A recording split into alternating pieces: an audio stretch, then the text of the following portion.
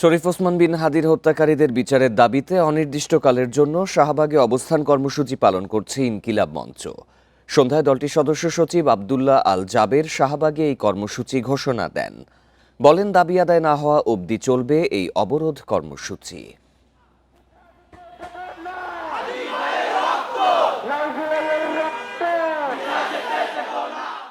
শুক্রবার এভাবেই স্লোগানে স্লোগানে শাহবাগ উত্তাল করে তোলে ইনকিলাব মঞ্চ।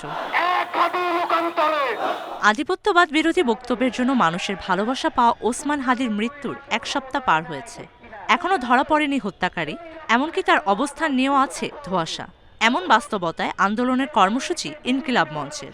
বিজলি কেবলসের স্কিন কোটেড ইনসুলেশন আগুন প্রতিরোধী। বিজলি কেবলস, নিরাপদ আজীবন। সে যেমন দেশপ্রেমিক ছিল, তার এই ভালোবাসার উদ্বুদ্ধ হয়ে আমরা এখানে এসেছি মূলত তার বিচারের জন্যই। হাদি আমাদের যেই শিক্ষা দিয়েছে, এই বাংলাদেশে যতদিন আমরা বেঁচে থাকবো ততদিন হাদির অনুপ্রেরণা, সাহস, শক্তি নিয়ে আমরা বেঁচে থাকবো।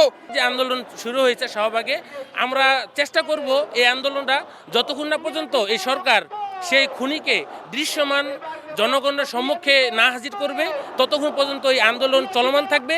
হত্যায় জড়িতদের দ্রুত গ্রেফতার ও বিচারের দাবি সংগঠনটির সদস্য সচিব আব্দুল্লাহ আল জাবেরের। নইলে অবরোধের চেয়ে কঠোর কর্মসূচির হুঁশিয়ারি।